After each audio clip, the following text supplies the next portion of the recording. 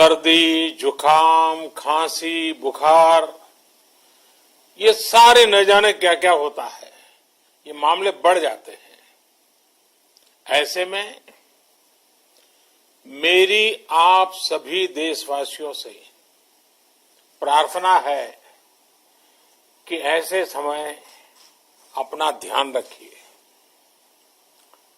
साथियों, ये बात सही है कि अगर कोरोना से होने वाली मृत्यु दर को देखें तो दुनिया के अनेक देशों की तुलना में भारत संभली हुई स्थिति में है। समय पर किए गए लॉकडाउन और अन्य फैसलों ने भारत में लाखों लोगों का जीवन बचाया है, लेकिन हम ये भी देख रहे हैं कि जब से देश में अनलॉक 1 हुआ है, व्यक्तिगत और सामाजिक व्यवहार में लापरवाही जरा बढ़ती ही चली जा रही है। पहले हम मास्क को लेकर, 2 गज की दूरी को लेकर 20 सेकंड तक दिन में कई बार हाथ धोने को लेकर बहुत सतर्क थे, लेकिन आज जब हमें ज्यादा सतर्कता की जरूरत है तो लापरवाही बढ़ना बहुत ही चिंता का कारण है। साथियों, लॉकडाउन के दौरान बहुत गंभीरता से नियमों का पालन किया गया था। अब सरकारों को, स्थानीय निकाय की संस्थाओं को, देश के नागरिकों को फिर से उसी तरह की सतर्कता दिखाने की जरूरत है। विशेषकर कंटेनमेंट जोन्स, उस पर तो हमें बहुत ध्यान देना होगा। जो भी लोग नियमों का पालन नहीं कर रहे हैं, हमें उन्हें टोकना होगा, रोकना होगा और समझाना भी होगा। अभी आपने खबरों में देखा होगा, एक देश के प्रधानमंत्री पर 13,000 रुपये का जुर्माना इसलिए लग गया क्योंकि वो सार्वजनिक स्थल पर मास्क पहने बिना गए थे। भारत में भी स्थानीय प्रशासन को इसी चुस्ती से काम करना चाहिए। ये 130 करोड़ देशवासियों के जीवन की रक्षा करने का अभियान है। भारत में गांव का प्रधान हो या देश का प्रधानमंत्री, कोई भी नियमों से ऊपर नहीं है। साथियों, लॉकडाउन के दौरान देश की सर्वोच्च प्राथमिकता रही ऐसी स्थिति न आए कि किसी गरीब के घर में चूल्हा न जले। केंद्र सरकार हो, राज्य सरकारें हो, सिविल सोसाइटी के लोग हों, सभी ने पूरा प्रयास किया कि इतने बड़े देश में हमारा कोई गरीब भाई बहन भूखा न सोए। देश हो या व्यक्ति, समय पर फैसले लेने से, संवेदनशीलता से फैसले लेने से किसी भी संकट का मुकाबला करने की शक्ति अनेक गुना बढ़ जाती है। इसलिए लॉकडाउन होते ही सरकार प्रधानमंत्री गरीब कल्याण योजना लेकर आई। इस योजना के तहत गरीबों के लिए 2.25 लाख करोड़ रुपए का पैकेज दिया गया। साथियों, बीते 3 महीनों में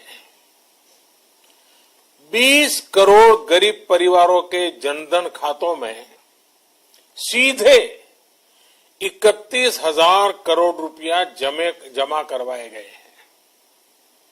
इस दौरान 9 करोड़ से अधिक किसानों के बैंक खातों में 18,000 करोड़ रुपए जमा हुए हैं। इसके साथ ही गांवों में श्रमिकों को रोजगार देने के लिए प्रधानमंत्री गरीब कल्याण रोजगार अभियान तेज गति से आरंभ कर दिया गया है। इस पर सरकार 50,000 करोड़ रुपए खर्च कर रही है। लेकिन साथियों, एक और बड़ी बात है जिसने दुनिया को भी हैरान किया है, आश्चर्य में डुबो दिया है। वो ये कि कोरोना से लड़ते हुए भारत में 80 करोड़ से ज्यादा लोगों को 3 महीने का राशन, यानी परिवार के हर सदस्य को 5 किलो गेहूं या चावल मुफ्त दिया गया। इसके अतिरिक्त प्रति परिवार हर महीने 1 किलो दाल भी मुफ्त दी गई। यानी एक तरह से देखें तो अमेरिका की कुल जनसंख्या से 2.5 गुना अधिक लोगों को, ब्रिटेन की जनसंख्या से 12 गुना अधिक लोगों को और यूरोपियन यूनियन की आबादी से लगभग 2 गुने से ज्यादा लोगों को हमारी सरकार ने मुफ्त अनाज दिया है। साथियों, आज मैं इसी से जुड़ी एक महत्वपूर्ण घोषणा करने जा रहा हूं। साथियों, हमारे यहां वर्षा ऋतु के दौरान और उसके बाद मुख्य तौर पर कृषि क्षेत्र में, एग्रीकल्चर सेक्टर में ही ज्यादा काम होता है। अन्य दूसरे सेक्टरों में थोड़ी सुस्ती रहती है। जुलाई से धीरे धीरे त्योहारों का भी माहौल बनने लगता है। अब आप देखिए, अभी 5 जुलाई को गुरु पूर्णिमा है, फिर सावन शुरू हो रहा है, फिर 15 अगस्त आएगी, रक्षाबंधन आएगा, कृष्ण जन्माष्टमी आएगी, गणेश चतुर्थी आएगी, ओणम होगा और आगे जाएं तो काटी बिहू है, नवरात्रि है, दुर्गा पूजा है, दशहरा है, दीपावली है, छठी मैया की पूजा है। त्योहारों का ये समय जरूरतें भी बढ़ाता है, खर्च भी बढ़ाता है। इन सभी बातों को ध्यान में रखते हुए ये फैसला लिया गया है कि प्रधानमंत्री गरीब कल्याण अन्न योजना का विस्तार अब दिवाली और छठ पूजा तक, यानी नवंबर महीने के आखिर तक कर दिया जाएगा। यानी 80 करोड़ लोगों को मुफ्त अनाज देने वाली ये योजना अब जुलाई, अगस्त, सितंबर, अक्टूबर, नवंबर में भी लागू रहेगी।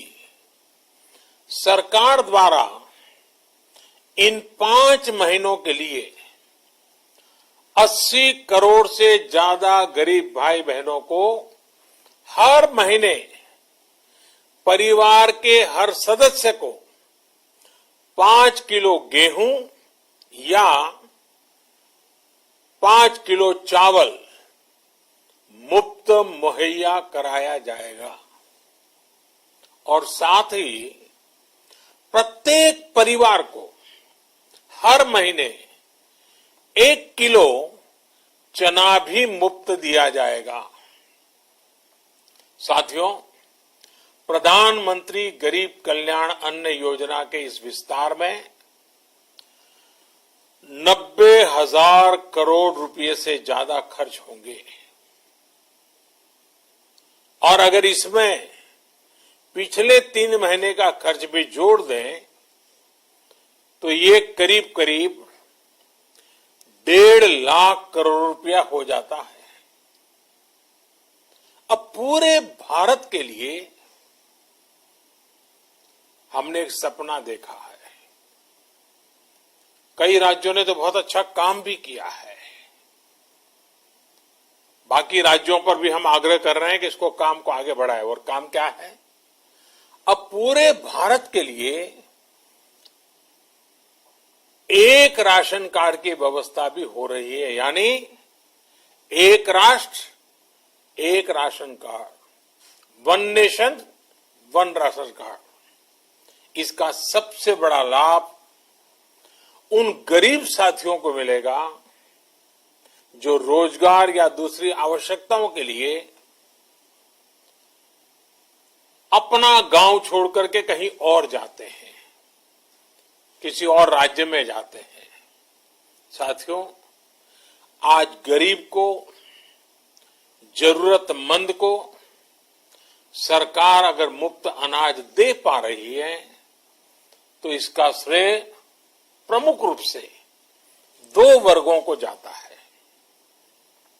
पहला, हमारे देश के मेहनती किसान, हमारे अन्नदाता, और दूसरा हमारे देश के ईमानदार टैक्स पेयर। आपका परिश्रम, आपका समर्पण ही जिसकी वजह से देश ये मदद कर पा रहा है। आपने देश का अन्न भंडार भरा है, इसलिए आज गरीब का, श्रमिक का चूल्हा जल रहा है। आपने ईमानदारी से टैक्स भरा है, अपना दायित्व निभाया है, इसलिए आज देश का गरीब इतने बड़े संकट से मुकाबला कर पा रहा है। मैं आज हर गरीब के साथ ही देश के हर किसान, हर टैक्स पेयर का हृदय से बहुत बहुत अभिनंदन करता हूं, उन्हें नमन करता हूं। साथियों, आने वाले समय में हम अपने प्रयासों को और तेज करेंगे। हम गरीब, पीड़ित, शोषित, वंचित हर किसी को सशक्त करने के लिए निरंतर काम करेंगे। हम सारी एहतियात बरतते हुए इकोनॉमिक एक्टिविटीज को और आगे बढ़ाएंगे। हम आत्मनिर्भर भारत के लिए दिन रात एक करेंगे। हम सब लोकल के लिए वोकल होंगे। इसी संकल्प के साथ हम 130 करोड़ देशवासियों को मिलजुल करके संकल्प के साथ काम भी करना है, आगे भी बढ़ना है। फिर से एक बार मैं आप सबसे प्रार्थना करता हूं, आपके लिए भी प्रार्थना करता हूं, आपसे आग्रह भी करता हूं, आप सभी स्वस्थ रहिए, 2 गज की दूरी का पालन करते रहिए, गमछा, फेस कवर, मास्क ये हमेशा उपयोग कीजिए, कोई लापरवाही मत बरतिए। इसी आग्रह, इसी कामना के साथ मैं आप सभी को बहुत बहुत शुभकामनाएं देता हूं।